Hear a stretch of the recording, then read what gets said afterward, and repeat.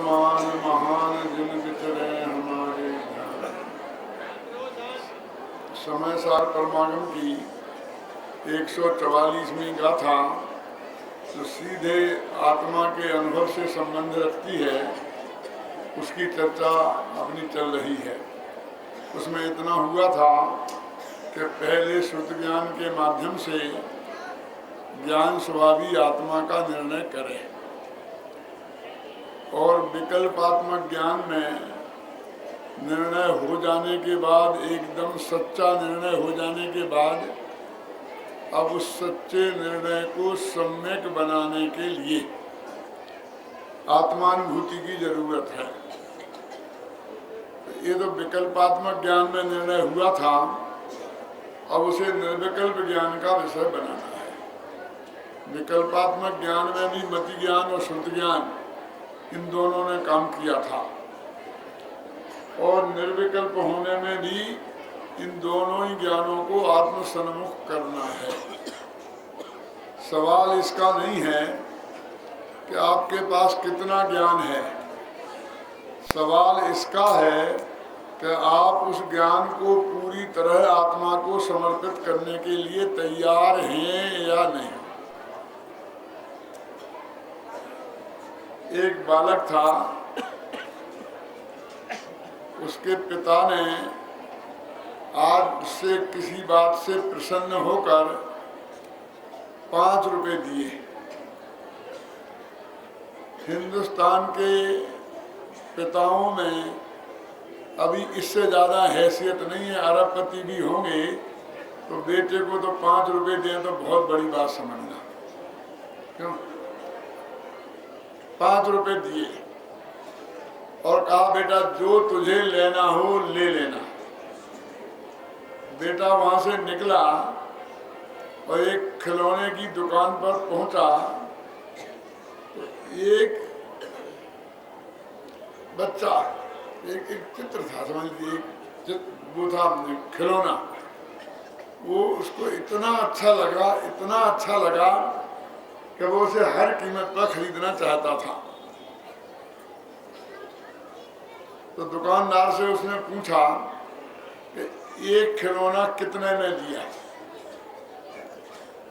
देखो, वो बच्चा खिलौने पर रीझा था और उस खिलौना पर जो बच्चा रीझ रहा था, दुकानदार उस बच्चे के रीझने पर रीझ गया। क्या ध्यान से सुनना क्या कह रहा हूं, बच्चे पे नहीं। तो किस तरह टकटकी लगा कर देख रहा था। गुरुदेव फरमा रहे थे ना भी 8वीं गाथा में, मेढे की भांति एक ही बात को बराबर 15-20 मिनट तक रगड़ते रहे। क्यों? कितना रस आ रहा था उन्हें, और हमें लग रहा था ये रिपीटिशन कर रहे हैं। बच्चा तो रीझा खिलौने पर और दुकानदार बच्चे पर नहीं, बच्चे के रीझने पर रीझा के। देखो तो कैसा टकटकी लगा के देख रहा है।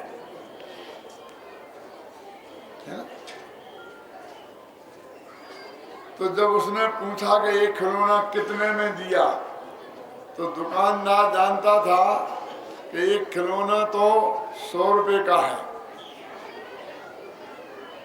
लेकिन इस बच्चे के पास गारंटी से 100 रुपए नहीं होंगे, क्योंकि हिंदुस्तान के पिताओं की हैसियत वो जानता था। क्या? इसलिए उसने 100 रुपए कीमत नहीं बताई और पूछा बेटा तेरे पास कितने पैसे हैं। तो उसने एकदम 5 का नोट निकालते हुए कहा 5 रुपए। तो उसने कहा एक खिलौना 5 रुपए का ही है। तो उसने खिलौना हाथ में लिया, नोट फेंका और भागा। फिर उसने भाव ताव नहीं किया कि 4 रुपए में नहीं देगा।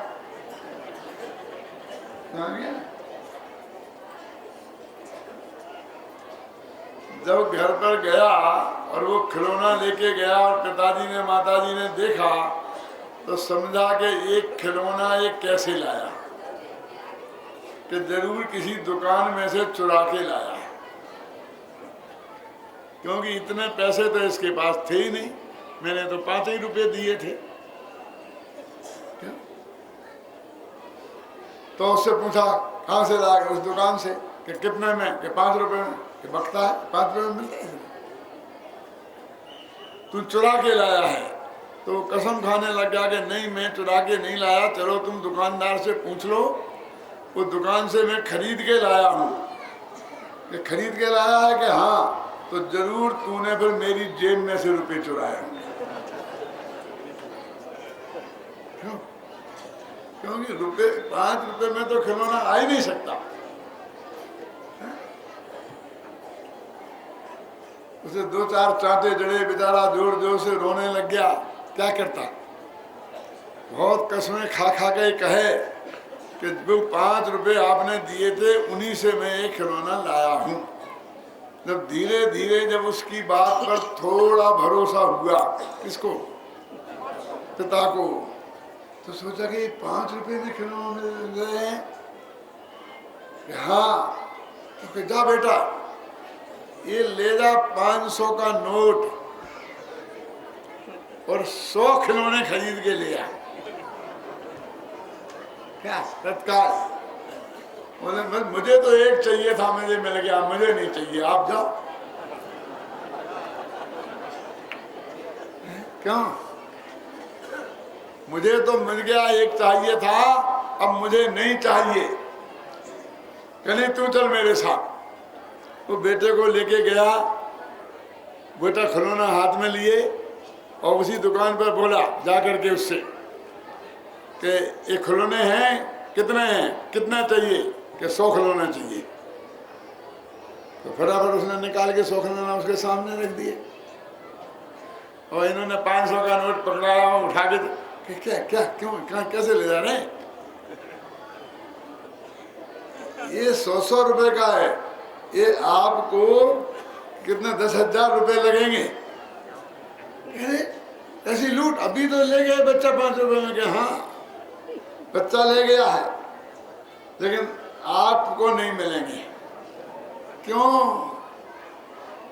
ये 5 रुपए में रीझने वालों को मिलते हैं, बेचने वालों को नहीं, धंधा करने वालों को नहीं। समझ में आएगी नहीं? ये तो इसके रीझने पर मैंने दिया है इसको, इसने 5 रुपए नहीं दिए, इसने सर्वस्व दिया है, इसने भावताओं नहीं किया, इसने एक भी पैसा उसमें से बचाने की कोशिश नहीं की। जो कुछ उसके पास था उसने पूरी तरह समर्पित कर दिया है।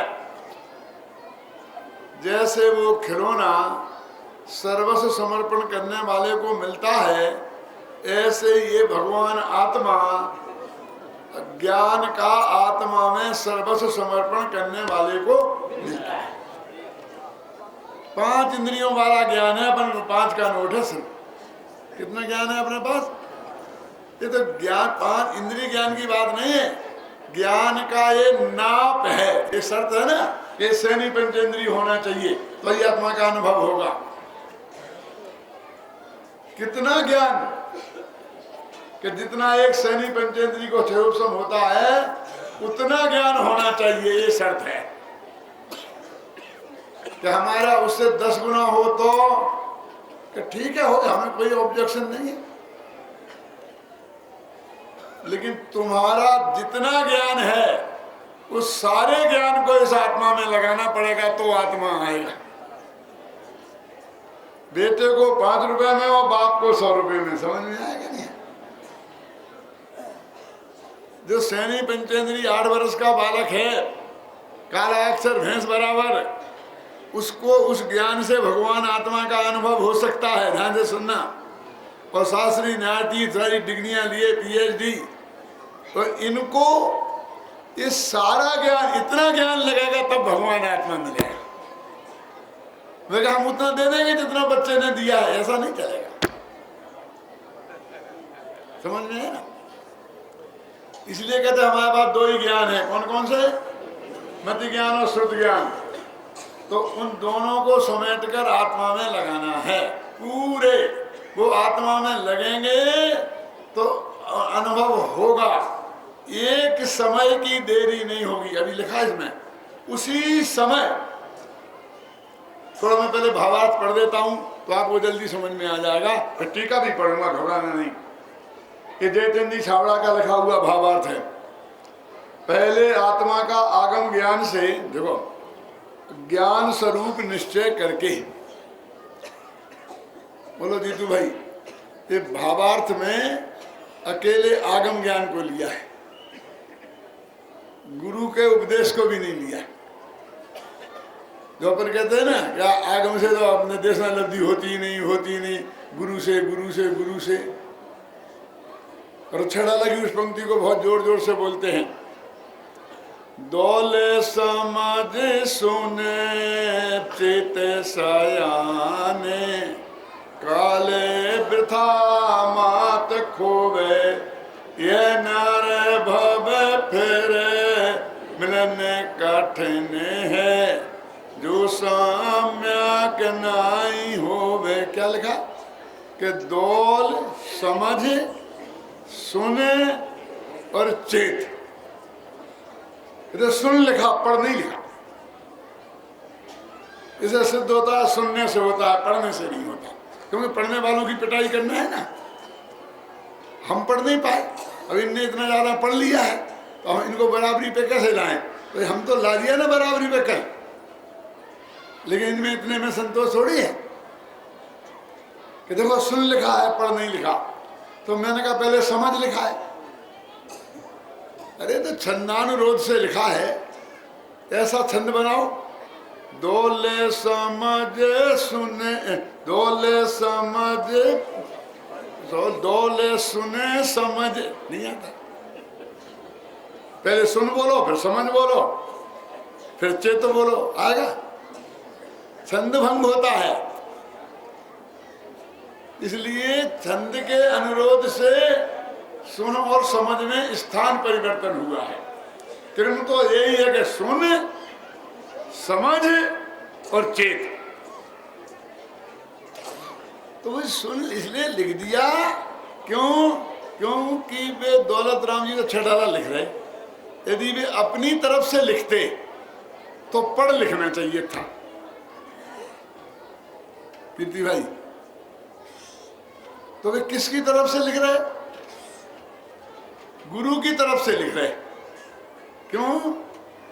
क्योंकि पहले ही कहा था, कहे सीख गुरु करुणा धार, कि गुरु जी तुझे करुणा करके समझाते हैं। तो गुरु जी समझा रहे, इसलिए तू सुन। अपनी तरफ से लिखते वसंत भाई तो पढ़ लिखते। क्या समझिए ना? लेकिन देखो यहाँ भावार्थ में मैं आगम का सेवन इसमें लिखा लिखा, देखो मैं पढ़ा ना, आगम ज्ञान से ज्ञान स्वरूप का निश्चय करके फिर इंद्रिय बुद्धि रूप मति ज्ञान को, माने उसको आगम ज्ञान से लेके छोड़ दिया। यद्यपि उसमें भी तीनों गर्भे थे, घबराना नहीं। लेकिन मैं ये कहना चाहता हूं कि जो आगम को मुख्यता नहीं देना चाहते हैं, सिर्फ बस ज्ञानी गुरु का समागम होगा साक्षात तो ही काम होगा। अब भाग्य से दुर्भाग्य से यदि नहीं है तो ये मनुष्य में खो देंगे, कुछ नहीं करेंगे। अब ज्ञानी गुरु का समागम तो है ही नहीं, पहले गुरु को खोजो। क्यों? तो फिर आत्मा की खोज एक तरफ, गुरु की खोज पहले।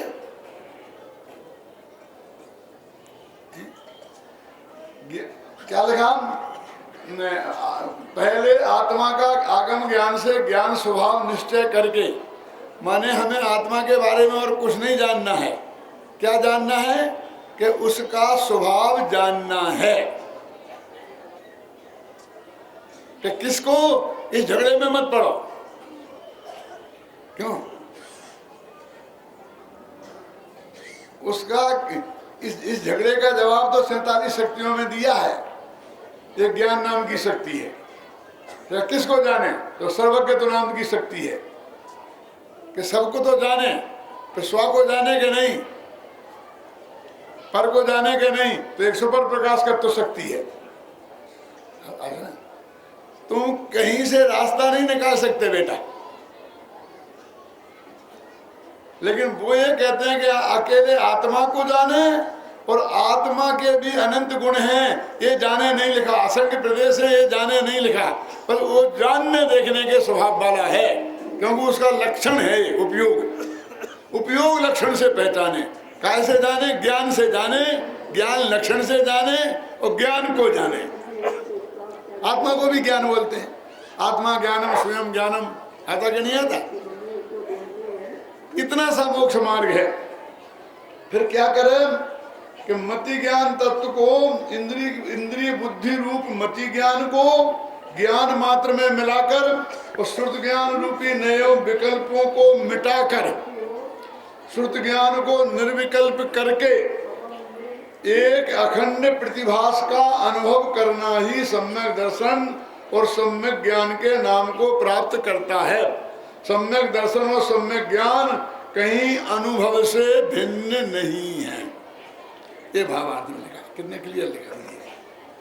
मैंने सिर्फ इसलिए पढ़ा है जल्दी कि आपको आगम ज्ञान की महिमा बताने के लिए कि हमारी उसकी किसी भी तरीके से उपेक्षा नहीं हो। दर्शनाचार्य ने तो यहाँ तक लिखा है,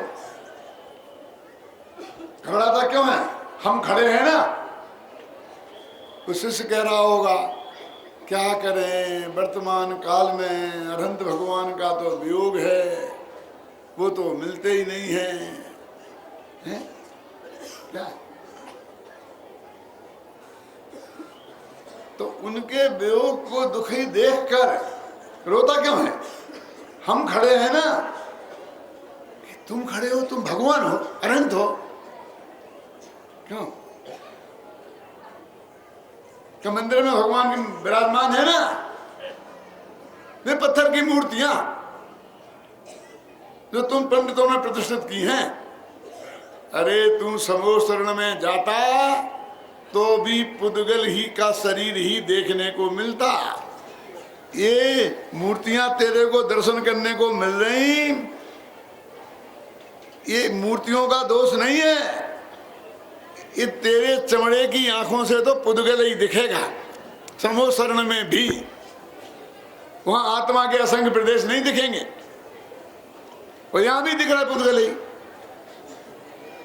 कहने नहीं, उनकी दिव्य ध्वनि सुनने को नहीं मिल रही ना, कि हम सुना रहे हैं ना। क्या बात, ऐसा लिखा है क्लियर कि तेरी जितनी बुद्धि है और जितना आत्मा के कल्याण के लिए जरूरी है, वो सर्वज्ञ की वाणी के अनुसार उतना हम भी तेरे को बता सकते हैं। और कल आप नहीं होंगे तब कि तेरे को तो किसी न किसी बहाने से छुट्टी लेनी है, क्यों? और आंसू बहा कर काम चलाना है कि नहीं होंगे। तो ऐसे लिखा है ना कि ये दिनवाणी है ना, हम लिख रहे हैं ना। बोल क्या भाई, बहाने मत बना, ये सब चीजें निमित्त हैं। तेरे उपादान की तैयारी तेरे में होना चाहिए, तेरा काम अवश्य होगा। एक तो ये बात है शुद्ध ज्ञान आत्मा का निर्णय करके, फिर कहा गया मति ज्ञान तत्व को आत्मा में समेटे। तो कहाँ से समेटना है कि ये इंद्रियों के माध्यम से ज्ञान की जो बर्बादी 24 घंटे हो रही है, ख्याल में है ना, उसको रोक। देखो, एक पानी की टंकी है और उसमें 100 लीटर पानी बनता है। एक उसमें सप्लाई का ऊपर नल लगा हुआ है, वो इतना मोटाई है उसकी कि वो फुल खोल दें तो 1 घंटे में वो टंकी फुल हो जाएगी, समझ गए ना।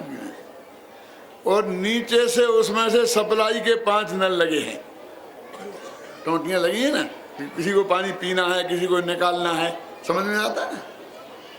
और वो उन 5 टोटियों की कितनी कैपेसिटी है? टंकी पूरी भरी हो और 1 घंटे तक वो पांचों खुली रहे तो टंकी बिल्कुल खाली हो जाएगी। समझ गए आप? बोलो। अब भी नीचे के 5 नल खुले हैं और ऊपर का भी 1 नल खुला है, 6 ही नल खुले हैं फुल स्पीड में। बोलो क्या होगा? अभी टंकी बिल्कुल नहीं भरी है, बिल्कुल खाली है। अब 5 ऊपर का नल खुला है और नीचे के भी 5 खुले हैं। अब हमें टंकी भरना है तो बताओ कौन सा नल खोलें? बिमल जी समझ में आया ना? भैया खुले तो सब हैं ही, अब तो बंद करने की बात करो। तुम नीचे के 5 नल बंद कर दो तो घंटी 1 घंटे में भर जाएगी। तो ऐसा प्रति समय उतना ज्ञान हमारा क्षयोपम पैदा हो रहा है, कितना, जिससे आत्मा समझने के लिए पर्याप्त है। और वो ज्ञान पैदा होके और ये 5 इंद्रियों के माध्यम से ये बाहर जाके बर्बाद हो रहा है। खुले हैं नल, कोई नीचे बाल्टी नहीं लगी है, नाली में बह रहा है, गंदी नाली में, क्यों? और गटर में जा रहा है वो पानी।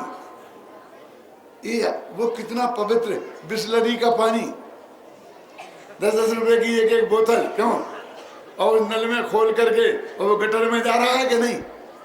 ऐसा आपका ये पवित्र क्षयोपम ज्ञान और 5 इंद्रियों के माध्यम से खुल के सीधा गटर में जा रहा कि नहीं जा रहा? समझ गया? काय में लग रहा है, विषय कसाय में, और वो आत्मा में लग जाए तो क्या कमाल हो जाए कि नहीं हो जाए? अरे भैया अब कमाने की छोड़ो, बर्बादी रोको। अंतर मुहूर्त, वहां तो 1 घंटा लगना था, अंतर मुहूर्त को रुक जाए तो केवल ज्ञान। फिर इतना ज्ञान होगा कि जितना तुझे ढोलना है ढोलना, अनंत काल तक तू ढोलना, तो अभी स्व को जानना और पर को जानना कुछ भी, और उसका कहीं अंत आएगा ही नहीं। बोल क्या कमाल है?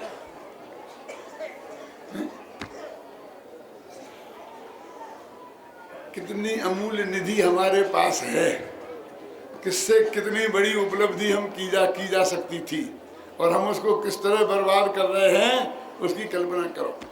ये बात समझाने के लिए मैं अपने महाविद्यालय का उदाहरण दिया करता हूँ कि हमारे महाविद्यालय में आप बच्चों को भेजना, और हमने सोचा है इस साल तुम जितने विद्यार्थी भेजोगे मैं एक को वापस नहीं करूंगा, बशर्ते वो फर्स्ट डिवीजन होना चाहिए, सबको भर्ती करूंगा।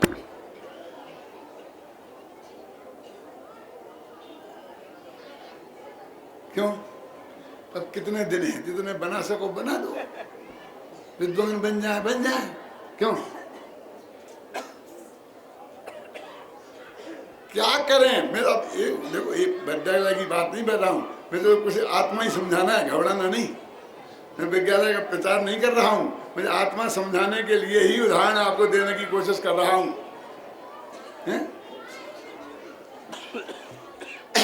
लोग कहते हैं ठीक है हम अपने बच्चों को आपके विद्यालय में भेज तो देंगे, लेकिन उनका फ्यूचर क्या है? What is the future?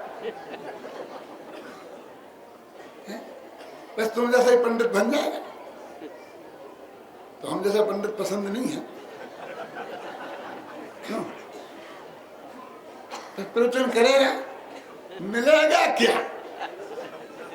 क्या? मैंने कहा भैया तुम दूसरी जगह भेजोगे पढ़ने के लिए उसे, तो उसका फ्यूचर क्या है तुम बताओ। अरे इंजीनियर बन जाएगा, डॉक्टर बन जाएगा, लाखों रुपए की तनख्वाह मिलेगी, खुद की प्रैक्टिस करेगा तो करोड़ों कमाएगा, क्यों? बोलता कि नहीं बोलता? उनका फ्यूचर, उनकी फ्यूचर की आप क्या बात करते हो? वो विद्या उसे निकलेगा नहीं, उसके पहले कंपनी आकर उसको वो क्या देंगे, क्या बोलते, पैकेज देंगे। मैंने कहा हमारे यहाँ क्या भविष्य है कि वो 1-2 भम में मोक्ष चले जाए।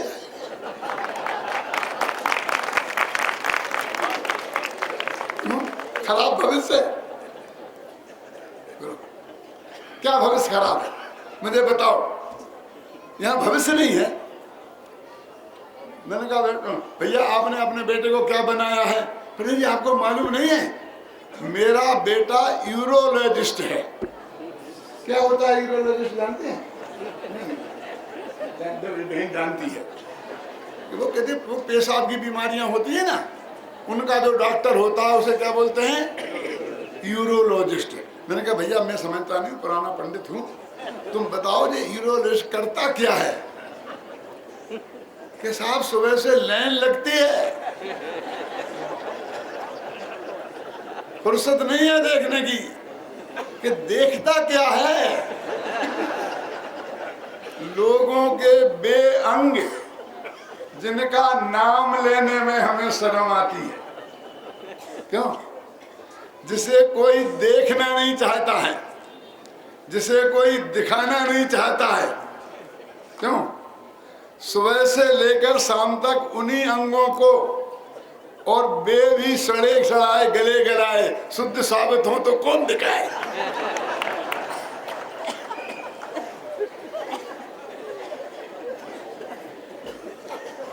कितना बढ़िया उपयोग है उसके ज्ञान का। क्यों? क्या उसका भविष्य बताओ? तुम्हारा बेटा क्या है? कहने हमारा भी यूरोलॉजिस्ट नहीं है। तो क्या है? पैथोलॉजिस्ट है। ये पैथोलॉजिस्ट क्या होता है? ये जो खून पेशाब टट्टी की जांच करते हैं ना, तो खोल लेते हैं जांचें करने वाला, वो तो क्या करता है सुबह से शाम तक? कि लेटरिन की जांच। जिसकी तरफ हमारी निगाह पड़ जाए तो मुंह फेर लेते हैं। हम देखना पसंद नहीं करते हैं, वो सुबह से शाम तक उसको ही देखता रहे। क्यों? ये भविष्य है। क्यों? विचार कर कि हमारा लड़का तो इंजीनियर है। क्या है? बहुत बड़ा इंजीनियर है, बड़े बड़े बांध बांधता है भांखड़ा नांगल जैसे। मैंने कहा आजीवन का वनवास रामचंद्र को तो 14 वर्ष का मिला था। 17,000 वर्ष की उम्र थी उनकी, रामचंद्र जी की, जिसमें 14 वर्ष कितने से होते हैं? अब तुम्हारा बेटा जो इंजीनियर है ना, कहीं बांध बनाने के लिए भयंकर जंगल में भेजा जाएगा। बांध कोई नगर में तो बनेंगे नहीं। क्यों? और वहां जब वो बांध बनाएगा करेगा 2-4 साल लगेंगे, 10 साल, तब तक वहां बहुत बड़ा महानगर बस जाएगा। क्यों? वहां पर बस जाएगा कि नहीं बस जाएगा? और उनका तबादला हो जाएगा कि अब दूसरी जगह जाके बांध बनाओ बेटा, फिर जंगल में जाओ। उस नगर में वो रह नहीं पाएगा। तो हो गया ना आजीवन वनवास।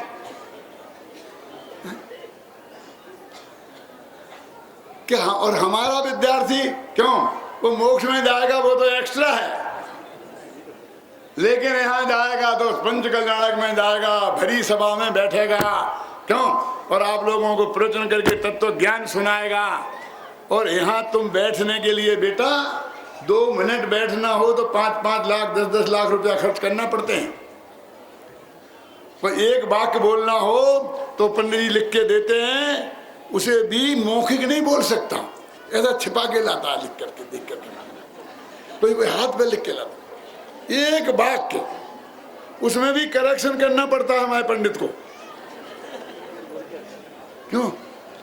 वो बोलता है 5 लाख में, और हमारा तुम्हारा बेटा हमारे यहाँ पढ़ेगा तो बिना पैसा दिए यहाँ घंटों बैठा रहेगा। क्यों? और पूरा धमाधम बोलेगा। बोलो क्या है भीतर? क्या चाहिए? इज्जत चाहिए ना आदमी को।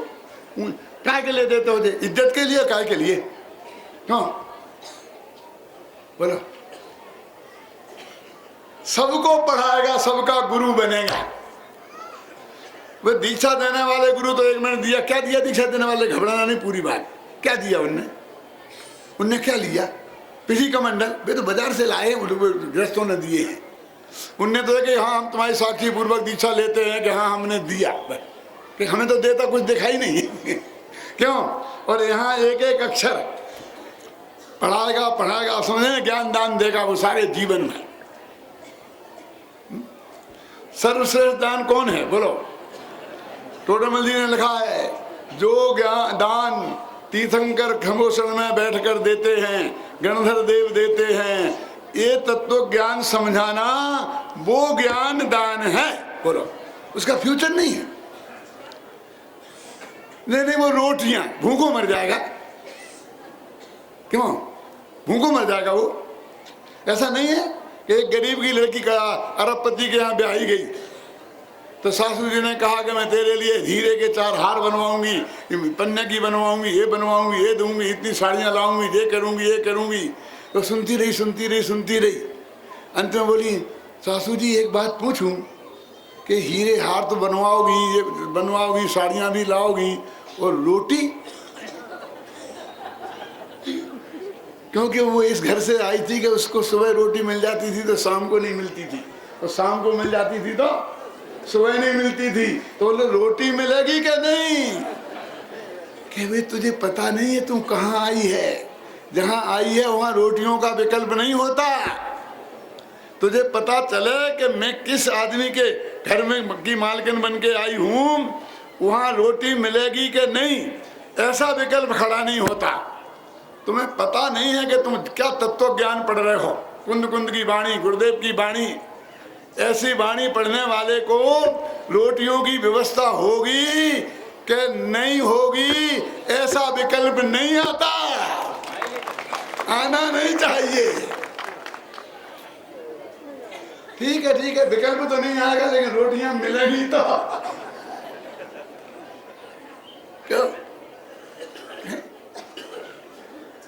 क्यों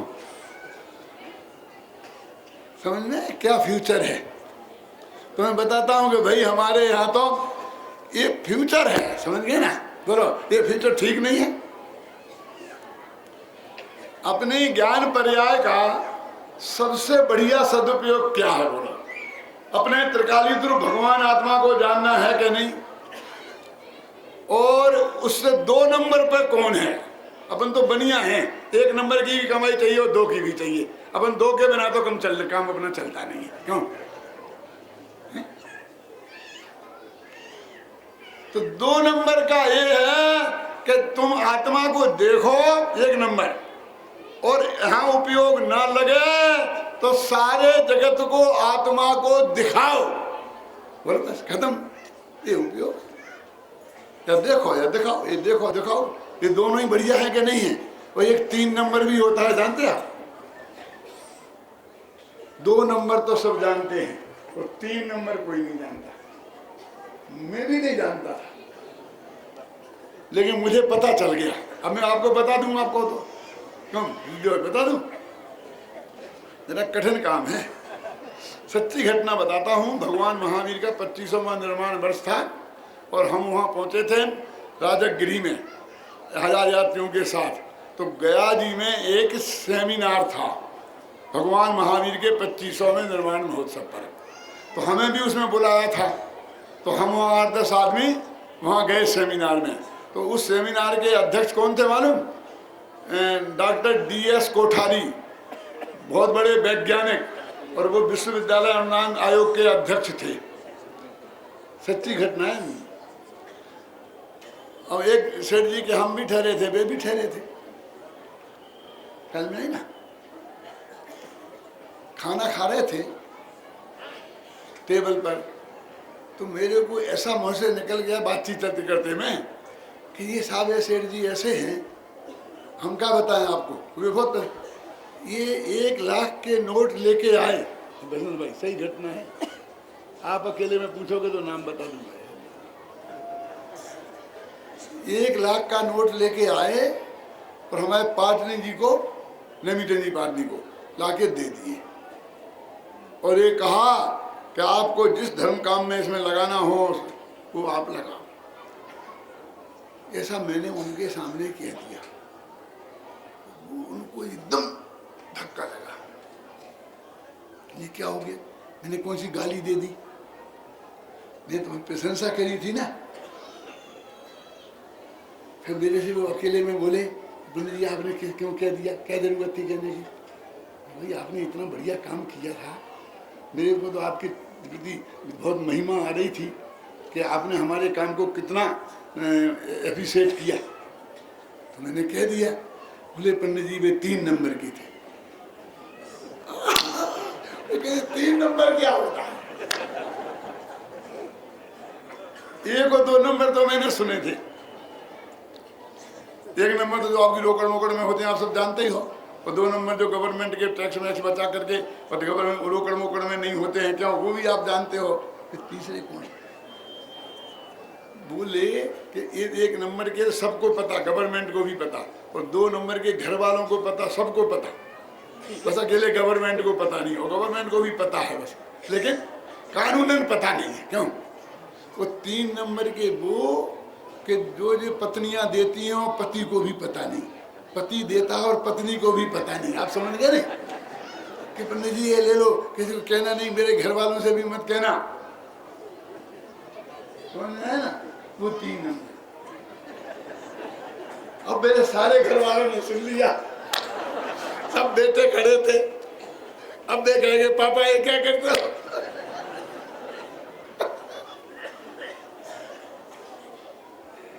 तब मुझे पता कि 3 नंबर भी होता है। मैं आप सब 3 नंबर वालों से बहुत हाथ जोड़ के प्रार्थना करता हूं कि ऐसा नहीं करना, और करना तो रसीद लेना, अपने नाम से नहीं लेना तो किसी दूसरे नाम से लेना। क्यों? कि जब जिस आदमी ने ये समझ लिया कि तुम इतने डर रहे कि तुम्हारे बेटा को, पति को, किसी को ही पता न चल जाए, अब तुम कहीं कुछ कहने वाले तो है नहीं, फिर वो पैसा प्रॉपर जगह पहुंचेगा कि नहीं पहुंचेगा इसकी कोई गारंटी नहीं। इतनी तो रखो भले आदमी कि जिस काम के लिए तुमने दिया है वो सही जगह पहुंच जाए।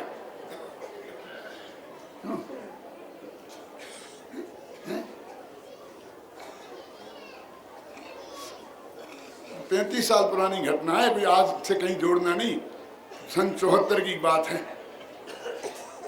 कल में ना, अब तो देने वाले भी गए, लेने वाले भी गए, सुनने वाले भी गए, ख्याल में ना। भाई ये कहते तेरा जो भगवान आत्मा है और जो तेरे पास ज्ञान की संपत्ति है वो कितनी भी कम हो, 8 वर्ष का बालक हो, बालिका हो, गुरुदेव फरमाते कि नहीं, वो अपने उस ज्ञान को अपने त्रिकालिक रूप भगवान आत्मा में लगा दे, एक क्षण को लगाए तो सम्यक दर्शन, सम्यक ज्ञान, और अंतर मुहूर्त को लग जाए तो केवल ज्ञान की प्राप्ति होती है।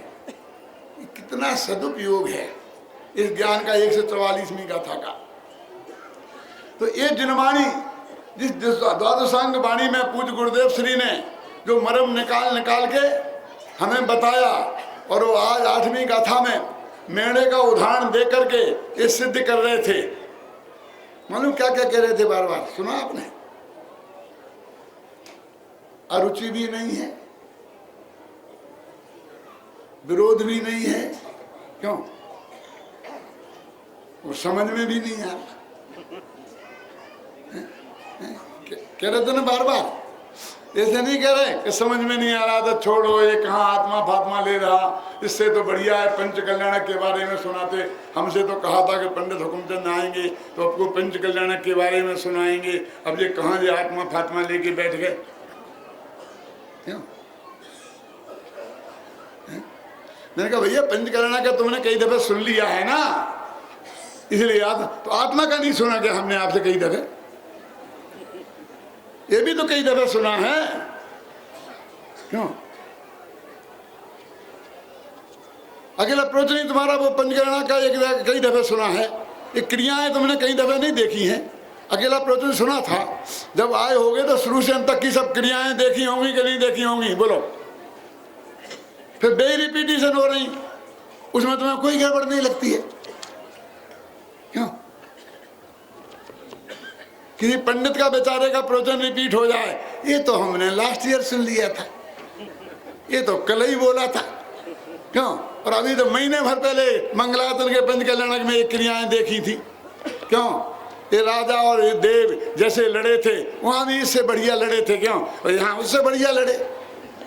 वो लड़ाई सोतो में देखने में मजा आता है, और लड़ाई मत करो ये बात सुनने में मजा नहीं आता है।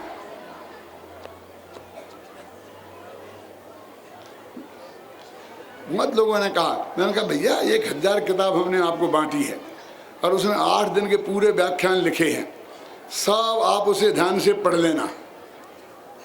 अब आदमी तो यहाँ बहुत है, किताब तो 1,000 थी, तो जिसको मिल गई हो, बहुत लोग नहीं मिली होगी, तो जिनको मिल गई हो उनके पास यदि पहले से हो तो ये दूसरे जिसे नहीं मिली उसे दे देना, क्यों? ठीक है कि नहीं? और यदि पति पत्नी दो ही ले गए हों तो एक पड़ोसी को दे देना, और तुमने पढ़ ली हो और अच्छी लगी हो, भावना हो कि पड़ोसी को पढ़ाना, तो उसे दे देना। ख्याल में आए ना? अरे वो चीज कभी कोई बासी नहीं पड़ती। 1,00,000 किताब छपी है, वो लोगों तक पहुंच गई, और हम कम से कम 100 पंच कल्याणकों में हम सुना चुके हैं, तो अभी कोई चीज बासी नहीं पड़ती। क्रमबद्ध पर्याय कभी बासी पड़ेगी? धर्म के 10 लक्षण हर साल सुनते हो कि नहीं सुनते हो? 144वें गाथा पहली दफा सुन रहे? 5 इंद्रियों के विषय कसाए रोजीना रिपीट होते हैं, उसमें कंटाला नहीं आता है। और तत्व ज्ञान की बात क्यों, एक दिन रिपीट हो जाए तो हमें रिपीटिशन लगता है। मैं कहा तुम घबराओ मत, हम समय सार भी सुनाएंगे तो सबकी समझ में आएगा और उससे बढ़िया लगेगा, चिंता मत करो। जो सुना रहे वो सुनो, टकटकी लगाकर, है ना? देखो अभी आगे पढ़ते हैं। अभी अपन वो भावार्थ तो पढ़ लिया ना, अब वो मूल पे चलते हैं। पर प्रसिद्धि की हेतुभूत जो द्रव्येंद्रियां, उनसे मति ज्ञान तत्व को समेटकर आत्मा की प्रकट प्रसिद्धि के लिए आत्म सन्मुख करे, यहाँ तक हो गया था। अब तथा जो नाना प्रकार के नए पक्षों के अवलंबन से होने वाले अनेक विकल्पों के द्वारा जो आकुलता उत्पन्न करने वाली श्रुत ज्ञान की बुद्धियों को मर्यादा में लाकर, क्या कि श्रुत ज्ञान की बुद्धि क्या है? वो आकुलता को उत्पन्न करने वाली, लिखा हुआ है। ये सारा नए प्रमाण का जो वर्णन शास्त्रों में है, ये इसकी बात है। ये तो दुनियादारी के ज्ञान की तो बहुत बात है। आत्मा एक नए से शुद्ध है और दूसरे नए से अशुद्ध है। ये जो जनागम में नयों का वर्णन है, ये कह रहे ये आकुलता उत्पन्न करने वाला है। क्या क्या तो देखो, तो नए चक्र में एक प्रश्न किया कि जो आकुलता उत्पन्न करने वाला है तो इसके चक्कर में हमें क्यों डालते हो? नए चक्र के चक्कर में पहले ऐसा कहते थे, मैंने नए चक्र लिखना शुरू किया था, अब पंडित जी ने ये नया चक्कर चलाया है। क्या है? ये नया चक्कर नहीं, नए चक्र है, लेकिन अंग्रेजी में लिखो तो नया चक्कर ही लिखा जाता। मैं क्या करूं? क्यों? नए को नया भी पढ़ सकते हैं ना, और चक्र को चक्कर भी पढ़ सकते हैं। वहां ये लिखा कि ये जो नए के विकल्प हैं, ये कल्पना रूप हैं। ये विकल्प माने कल्पना। तो कहते कल्पना में हमें क्यों उड़ाते हो? इन कल्पनाओं में हमें क्यों उलझाते हो? तो नए चक्रकार ने क्या जवाब दिया है? किस नए चक्रकार ने? कान ने, जिसने ये लिखा है कि मैं समय सारादि ग्रंथों को पढ़कर उसमें से निकाल कर ये नए चक्र लिख रहा हूं। ऐसा लिखा है कि मैंने समय सार में से निकाला है नए चक्र। कि फिर तुम हमने क्यों उलझाते हो? तो उन्होंने कहा तूने बहुत असत कल्पनाएं कर रखी हैं, तूने नया भास के चक्कर में फंस गया है। तो उन असत कल्पनाओं के निषेध के लिए सत कल्पना रूप नयों का निरूपण करते हैं। क्या लिखा? अब असत कल्पना कौन सी थी और सत कल्पना कौन सी है? देखो, आत्मा परद्रव्य का करता है, भोगता है, मैंने ये किया, मैंने ये किया, मैं इतनी संपत्ति का स्वामी हूँ, मैं शरीर का मालिक हूँ, मैं शरीर की क्रिया का करता हूँ। ये सब हैं असत कल्पनाएं। इनको बोलते दुर्नय, इनको बोलते नया भास। और अब सत्कल्पना क्या है कि यद्यपि व्यवहार से ऐसा कहा जाता है, तथापि एक द्रव्य ने दूसरे द्रव्य को आज तक छुआ तक नहीं है। बांधने की बात तो बहुत दूर, एक द्वीप दूसरे द्वीप का करता है ही नहीं, ये है सत्कल्पना। तो उस असत कल्पना के निषेध के लिए मैंने सत्य कल्पना रूप नयों में तेरे को उलझाया था। अब वो असत कल्पना तो भाग गई, अब तू सत्य कल्पना में उलझ के रह गया। वो ज्यादा आकुलता उत्पन्न करती थी, ये थोड़ी कम आकुलता उत्पन्न करती हैं, लेकिन ये दोनों आकुलता को ही उत्पन्न करती हैं। इसलिए आकुलता उत्पन्न करने वाली जो श्रुत ज्ञान की बुद्धियां, उनसे अपने उपयोग को समेटकर उस श्रुत ज्ञान को आत्मसन्मुख कर माने सविकल्प को निर्विकल्प रूप परिणमित कर। फिर पढ़ देता हूं आपको भाषा में। नाना प्रकार के नए पक्षों के अवलंबन से होने वाले अनेक विकल्पों के द्वारा आकुलता उत्पन्न करने वाली श्रुत ज्ञान की बुद्धियों को भी मर्यादा में लाकर, मर्यादा में लाकर मैंने अंतर्मुख करके, बाहर फैल नहीं थी ना, श्रुत ज्ञान तत्व को भी आत्म सन्मुख करता हुआ, मति ज्ञान तत्व को किया था, श्रुत ज्ञान तत्व को किया, अत्यंत विकल्प रहित होकर, क्योंकि वो ये विकल्पात्मक था ना श्रुत ज्ञान नए, अब अत्यंत निर्विकल्प होकर, अब वो इंद्रिय ज्ञान भी, जो इंद्रियों से जानने वाला ज्ञान भी गया और ये विकल्प भी गए। अभी मति ज्ञान और श्रुति ज्ञान विद्यमान है दोनों के नहीं हैं? हम ऐसा मानते हैं सारे जगह, सारे पंडित कि इंद्रिय निमित्तम, मति ज्ञान और इंद्रियों मन के निमित्त से होता है और श्रुति ज्ञान विकल्पात्मक होता है। अब ये परिभाषा गलत है ना मति ज्ञान और श्रुति ज्ञान की, समझ में आया कि नहीं? अभी भी मैं 40 साल से कह रहा हूं, गुरुदेव से ही भरमा रहे हैं, फिर भी मुमुक्षुओं तक और बाकी के बाहर के लोगों को तो जाने ही दो, अभी सब यही मानते हैं कि मति ज्ञान इंद्रिय मन से पैदा होता है और श्रुत ज्ञान विकल्प रूप है, सब यही मानते हैं। जबकि हमने बालबोध पाठमालाओं में लिखा है, क्योंकि ये परिभाषा अधूरी है, ये सही नहीं है। बालबोध गीता ज्ञान पाठमाला भाग 1 में मति ज्ञान की परिभाषा देखो, पढ़ो क्या लिखी, क्योंकि वो इंद्रियों के द्वारा मन ज्ञान ने उपयोग नहीं किया, और मति ज्ञान का है आत्मा का अनुभव करता हुआ, और श्रुत ज्ञान में नए के विकल्प नहीं है, और श्रुत ज्ञान का है। अब आगे ख्याल में ना, तो इसका मतलब है कि मति ज्ञान श्रुत ज्ञान इंद्रिय मन के बिना भी होता है और विकल्पों के बिना भी होता है। सिद्ध हो गया ना। इसी विकल्प से मुझे ये नियम सार का अनुशीलन पूरा हो जाएगा ना। 8 अध्याय लिखे गए, 4 अध्याय बाकी हैं, 2 भाग निकल गए, 1 भाग हो जाएगा। इसके बाद में तत्वार्थ सूत्र का अनुशीलन लिखने की सोच रहा हूं। क्यों?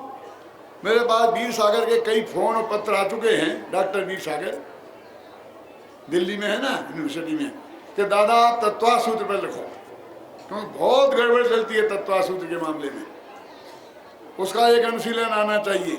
और ये तो आपका सब मुमुक्षुओं में गया है, और वो सब गैर मुमुक्षुओं में भी जाएगा, दिगंबर श्वेतांबर सब में जाएगा। तत्वार्थ सूत्र तो सभी का है ना। और उसमें कुछ सूत्र ऐसे हैं जिनका अर्थ बहुत गलत समझा जाता है। एक यही है इंद्रियानिंद्रिय निमित्तम, एक परस्परो गुरो जीवानाम, समझिए ना। ऐसे कई सूत्र हैं कि जिन पर बहुत गलत समझा जाता है। मेरे पास एक प्रस्ताव भी आया है कि आप उन्हीं सूत्रों पर लिख दो ना, और जल्दी लिख दो। क्यों भैया, क्यों जल्दी क्यों लिख दो? नहीं नहीं नहीं, कहीं आप चले गए तो कहाँ जाएंगे? सच्ची बोलता हूँ, अभी हमारे यहाँ एक लड़के ने एक कविता बोली, वैसे ही कुछ बिना प्रसंग की। क्यों क्या बोला कि ये बादल बरसे तो नहा लेना, क्यों ये बादल जाने वाले। कौन कौन क्या बोला सर? तूने बोला था? खड़े होके बोल जरा जोर से।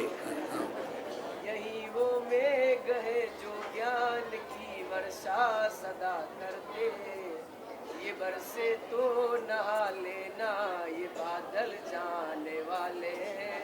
क्या यही वो मेघ हैं जो ज्ञान की वर्षा है करते जो, यदि ये बरसे तो नहा लेना, क्योंकि ये मेघ जाने वाले हैं। समझ में आया कि नहीं आया?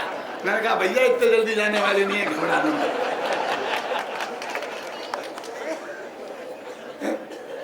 वो तत्वास का अनुशीलन रह ना जाए, क्योंकि वो ये बोल रहा है बिना एक उपन्यास लिखेंगे सम्मदृष्टि के जीवन पे, अब वो रह ही रहा चला जा रहा मामला है कि वो रह जाएगा पूरा। वो उन सूत्रों का पहला लिख दो।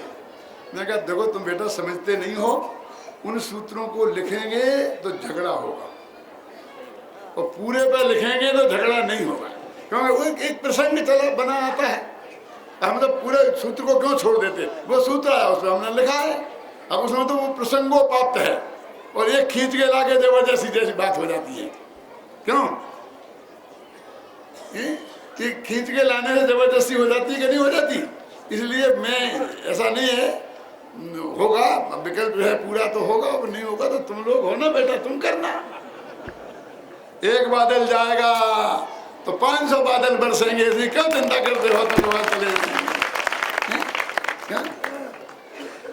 तो देखो क्या कह रहे हैं अपन। हाँ, आत्मसन्मुख करता हुआ अत्यंत विकल्प रहित होकर, यदि विकल्पात्मक ही आत्मा है और इंद्रिय ज्ञान वाला ही आत्मा है, तो अनुभव के काल में तो फिर आत्मा रहेगा ही नहीं। क्यों? तत्काल निज रस से ही प्रकट होता हुआ।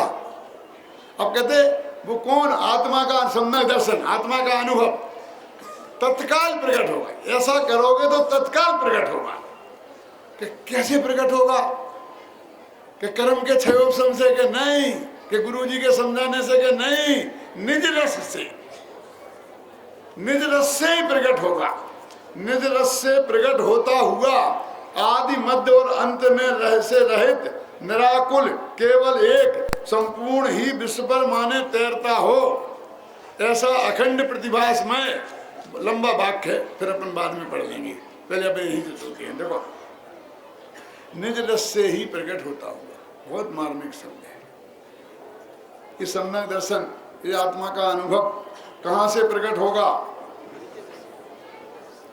है? क्या करें? ये जो इतनी बातें कही आपको कि मति ज्ञान तत्व को आत्मसन्मुख करो, शुद्ध ज्ञान तत्व को आत्मसन्मुख करो, ये तो बातें हैं, घबराना नहीं। ये भी विकल्प हैं, ऐसा तुमको करना कुछ नहीं है। ये तो जो प्रक्रिया होती है ना, उस प्रक्रिया का वर्णन है, ख्याल में है ना? ये तुम्हें करना नहीं है, ये प्रक्रिया का वर्णन है। जो बताता हूँ कैसे। कि अभी अपन को शरीर को स्वस्थ रखना है ना, तो क्या करो? तो उन्होंने कहा अच्छा विटामिन ए बी सी से संयुक्त बढ़िया मिनरल्स विटामिन सहित ऐसा बढ़िया ये भोजन है ना, करो। ऐसा भोजन करो, बिल्कुल ठीक हो जाओगे।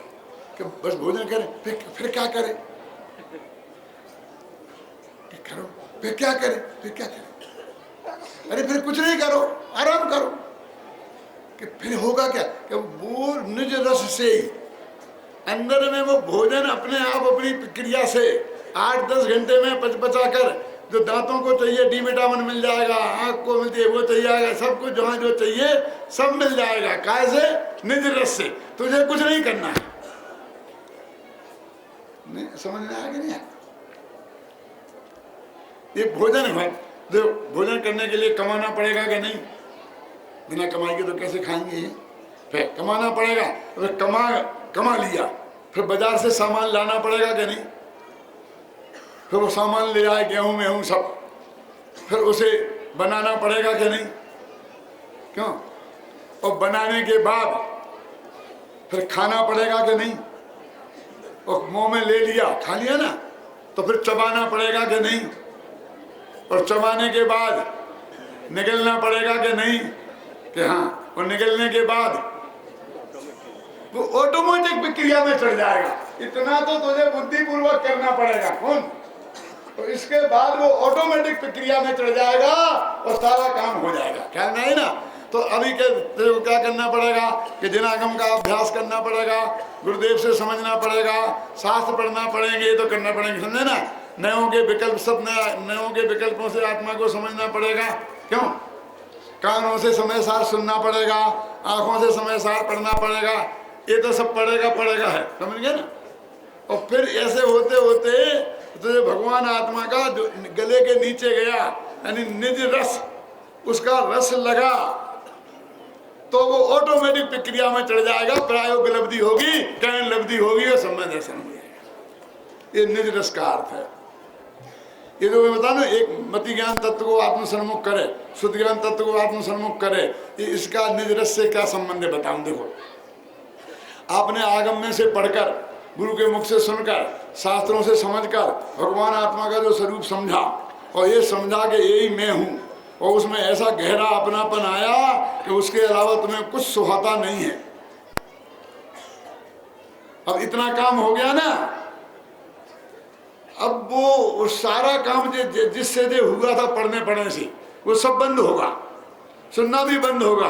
अब वो निज मानव आत्मा जिस निज रूप में आया ना, उसमें रस पक, अब उसके रस का परिपाक हुआ तेरा, क्या यही मैं हूं, तो उसका ऐसा रस लगेगा कि बाहर के सारे विकल्प टूट जाएंगे। जो ज्ञान पर में उलझता था वो वहां से सुलझ कर इधर आ जाएगा। वो निज रस से ही सारा काम होगा। उसका नाम प्रायोग्य लब्धि है, निज रस का परिपाक, समझ गए ना।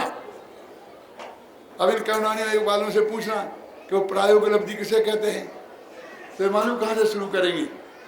जब वो 70 कोड़ा कोड़ी सागर का दर्शन मोहिनी कर्म अंता कोड़ा कोड़ी सागर रह जाए। अब कौन देखेगा कि अंता कोड़ा कोड़ी रहा कि नहीं रहा? उस कर्म को कौन देखेगा? घबराना नहीं, मेरा तो नेचर है जरा आपको जागृत रखकर कहने का। वो सारा वो वर्णन होगा। फिर करण लब्धि का वो अधा करण, अपूर्व करण, अपूर्व करते ये परिणाम पीछे वाला आगे पहुंच जाए, आगे वाला पीछे पहुंच जाए, पीछे वाला साथ में पा पाए, तो ऐसा ना हो। वो सब वो गणित से समझाते रहेंगे आपको। मेरा दूसरा अध्यात्म का काम है, गुरुदेव श्री की वाणी का, निज रस का परिपाक, बस खत्म। तूने ये निर्णय कर लिया कि ये मैं हूं, ख्याल में कर लिया कि हाँ कर लिया, साहब पक्का कि हाँ पक्का। अब तुम उसमें अपनेपन का रस ऐसा पका, ख्याल में आया ना, ऐसा पका कि सारे विकल्प टूट गए, आंखें बंद करनी नहीं पड़ी, बंद हो गई, और खुली रही तो खुली रही, लेकिन दिखना बंद हो गया। कैसा हो सकता है? अरे होता है, कल बताया था ना। अच्छा सुनो, आंखें बंद करने के लिए तो हमारे पास किवाड़ हैं, किवाड़ समझते हैं? किवाड़ लगा देते घर दरवाजे पे, अपन डोर है ना। अब कान के लिए कोई दरवाजे नहीं, किवाड़ नहीं है, 24 घंटा खुले दरवाजे। ठूसो, ये कान बंद करना हो तो क्या करें बोलो? हमें आपको नहीं देखना है तो आंख बंद कर ली, लेकिन हमें तुम्हें सुनना नहीं है तो क्या करें? कान तो बंद करने के लिए है ही नहीं, नाक बंद कैसे करें? नहीं सूंघना है तो। नाक बंद करेंगे तो सांस भी रुक जाएगी, मर जाएंगे, नाक भी बंद नहीं हो सकती। आप समझ गए ना? ये शरीर को स्पर्श में ठंडा गर्म लगेगा, इसे कैसे बंद करें? पांचों इंद्रियां बंद करने का कोई उपाय नहीं है हमारे पास, तो क्या करें फिर? जानते रहे कि इनमें से उपयोग को समेट लो, तो वो कैसे समझेगा कि निज रस का परिपाक होगा तब। अभी तुम्हें देखने, बाहर देखने जानने का रस है, आप समझ गए ना, उसकी वजह से तुम अंदर को नहीं देख पाती। ऐसा समझना। अभी अपना प्रवचन चल रहा है, शांति से आप लोग सब सुन रहे हैं कि नहीं सुन रहे? अब उधर एकदम बाजे बजने लग जाए, सड़क है सामने, बाजे बजने लग जाए, एक बारात निकल रही, जोर जोर से बाजे बजने लग जाए, तो क्या होगा? सब बोलो क्या होगा? बहुत से लोग तो कोशिश करके अपना प्रश्न सुनने की कोशिश करेंगे, और बहुत से लोग क्या क्या क्या है क्या है क्या है मोदी क्या है, आपस में बात करने लगी। क्यों? और कुछ लोग इतने महान होंगे, उठ के चुपचाप चले जाएंगे। क्या है? होगा होगा कि नहीं होगा? क्यों? वो बाहर की चीजों के जानने का इतना रस है कि बाजे बज रहे ना, और क्या होगा? बाजे बज रहे ना, कहाँ सा बाजे बज रहे, तो आज तक तुमने बाजे बच्चे नहीं देखे, देखिए फिर क्या देखना वहां होगा, कुछ बारात निकल रही होगी, नहीं निकल रही होगी, तो नेताओं का जुलूस निकल रहा हो, कुछ होगा, तुझे क्या लेना देना। नहीं नहीं, मैंने सोचा जरा देखूं तो क्या, क्यों वो जो यहाँ बैठे रहे वो बहुत धन्यवाद के पात्र हैं, और वो चले गए लौट के आएंगे, ये कहेंगे क्यों भैया क्या था, उपयोग तो सबका चला गया, तो सज्जनता के खातिर कभी पंडित जी सुनाएंगे चार, इसलिए चुपचाप बैठे रहे हो, उपयोग सबका चला गया, क्योंकि पर का रस इतना ज्यादा है कि आत्मा में आत्मा जा ही नहीं पाता है, और आत्मा का रस इतना जगे कि फिर जगत को जानने की इच्छा ही ना रहे, जानता नहीं है कि बात नहीं है, जानने का रस, जानवा के रस में सारा संसार छे, रस माने लोग, समझ गए ना। तो निज रस, अपने भगवान आत्मा का ऐसा रस लगे कि 5 इंद्रियां और मन खुली रहे तो भी देखना जानना उनके माध्यम से बंद हो जाए, क्या समझ गए ना। और मैं कोई विकल्प ही खड़ा नहीं, क्या ये विकल्प ही खड़ा नहीं हो, मन में भी खड़ा नहीं हो, क्यों, बस मैं तो निज का रस ऐसा लगा कि उसमें चित्त, समझ गए ना, विकल्प निर्विकल्प रूप से एकदम तृप्त, इसमें ही तृप्त हो जा, इसमें रतिवंत हो जा, इसमें ही तृप्त हो जा, आता कि नहीं आता, कथा आती है नहीं है? तो निज रस से ही वो भगवान आत्मा लिखा, क्या लिखा, निज रस से कहाँ गया, मानो विश्व के ऊपर तैरता हुआ तत्काल निज रस से ही प्रकट होता हुआ, आदि मध्य और अंत से रहित, फिर ना सब कब शुरू हुआ, कब मध्य आया, कब अंत आया, कोई हिसाब नहीं, अनाकुल, कोई आकुलता नहीं, केवल एक त्रिकाली ध्रुव भगवान आत्मा संपूर्ण ही विश्व पर माने तैरता हो, क्या मतलब, सारा विश्व तो समुद्र है और उसके ऊपर तैर रहा है, तो वही चीज हमें दिखती है ना, तैरता हो ऐसे अखंड प्रतिभासमय ज्ञानमय, अभी प्रतिभासमय ज्ञान है, ज्ञान स्वादि ज्ञानमय है।